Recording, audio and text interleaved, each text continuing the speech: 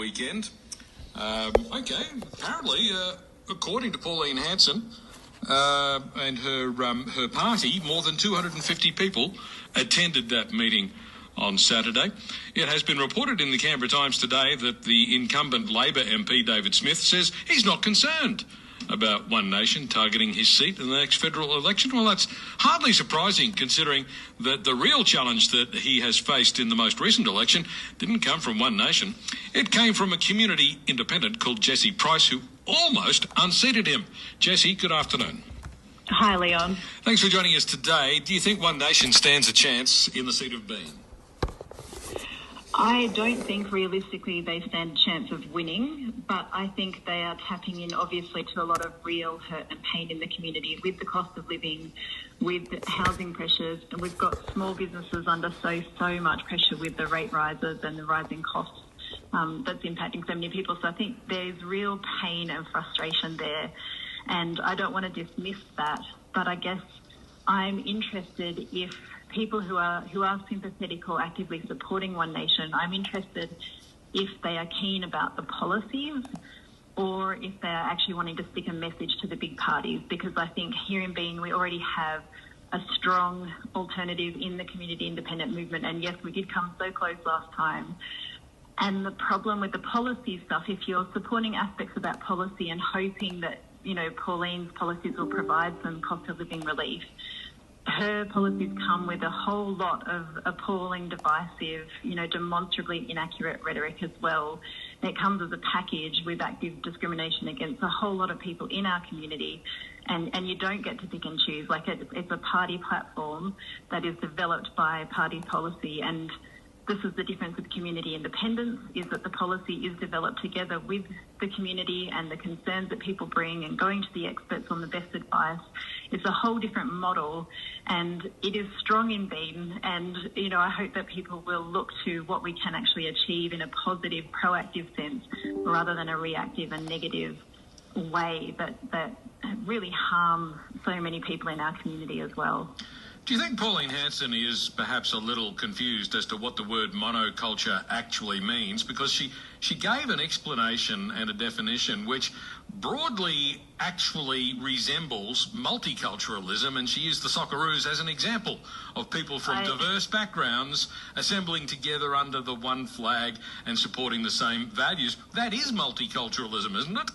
I totally agree with you, Leon, and there is such a richness that we have through multiculturalism, and I think that people do come together and absolutely value that we live here in Australia. We've got beautiful nature, we've got good quality roads, we've got good hospitals, we've got strong democracy where we can have these debates together. We can stand at the shops and have a whole chat about housing and immigration and tax reform and all of these, if people want to do that. You know, that's not everyone's cup of tea, but we can if we want to. And these are really, really valuable things that people do value in coming here. And I think those are things that we want to raise up and protect together. Well, immigration has become a hot-button topic in recent times, and both the major parties are deliberately feeding into this notion that high immigration is causing a housing shortage when they know that is a lie. That is actually not true, and it can be proven to be not true. And yet it seems that it's been very persuasive in the community. Yeah, it's absolutely true, Leon. That is the evidence. And we know that, you know, we had this massive dip, obviously, with COVID, but immigration has stabilised again, actually below what the projected lines of immigration, like the rate would have been pre-COVID. We do have caps on immigration in this country. We've got really stringent entry requirements in terms of certain skills that are targeted, and different things that people have. Like, there's a lot of hoops people jump through to come into this country, and we need people. Like, we have an ageing population, we've got a declining birth rate, we've got heaps of skill shortages across health, across construction, like literal things that impact all of us in our everyday life. You know, we desperately need immigration, actually, and the conversation about housing and about cost of living, these are different conversations, and I think it is irresponsible of people like Pauline Hanson to be dog whistling to immigration in this way as this really discriminatory, harmful narrative that isn't going to solve the problems that we do have and that we do need to solve together. They are real problems and we do need to solve them. And distraction that is racist and unkind at best is not helpful. And to add to that, I am aware that you can wheel out statistics which demonstrate that population growth has exceeded housing supply.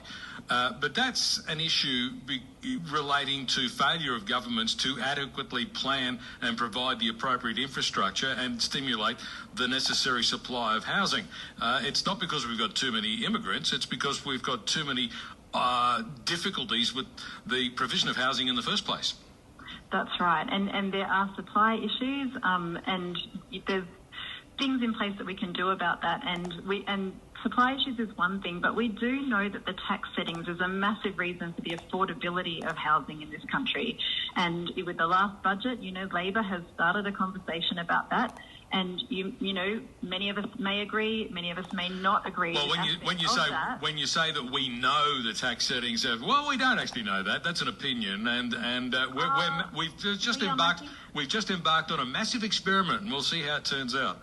We will see how it turns out, but like you say, we've only embarked on it. I feel like we're at the beginning of a conversation that we need to have. These changes are not through yet, and I think that just to go back, I think we did see a big change in housing prices kicking up relative to income when those tax changes came in under the Howard government. So that one change was the capital gains tax discount, but negative gearing was never the problem, has never been the problem, and when Paul Keating tried to abolish it, rents went up. So I think the government has actually, misread it and gone too far, but that's, we'll see. Time will tell whether that's the case. And I love that we're having the conversation. Thank goodness we're actually getting in amongst the difficult things and thrashing it out together. That's what we should be doing, and that's what we expect our government to do. Yeah, and obviously there's a couple of years until the next federal election, and by then I would imagine the verdict should be in, and it's going to be a very interesting election, isn't it? It will. Fantastic. And I'm sure you'll be contesting it. I will. I will be there with bells on with the whole community. And, it's not just me. It really is a community movement. And I think, going to this rhetoric around, us and them and, you're stealing from me and I'm trying to get my bit back. Really, it is partly choosing how we want to show up in the world and how we want to be as a community. And I want to be part of a multicultural, collaborative, interesting, rich, vibrant community. And that's something that we all actively make decisions about in our everyday, about what we are putting our efforts and our energy towards, how we want Australia to be. So, on we go. And I'm really proud to be part of a community independent movement where that is a really core value. I'm not sure we're going to be rich if we're paying more taxes. Well, look, there's some big corporations and some gas companies and things that could have there's some multinationals that could definitely pay more, but that's a whole different discussion. On that. Yes, Leon. Thanks very much for chatting today. Pleasure. Thanks, Leon. Thank you. That's Jessie Price, independent candidate for Bean. Authorised by Jessie Price, Monash.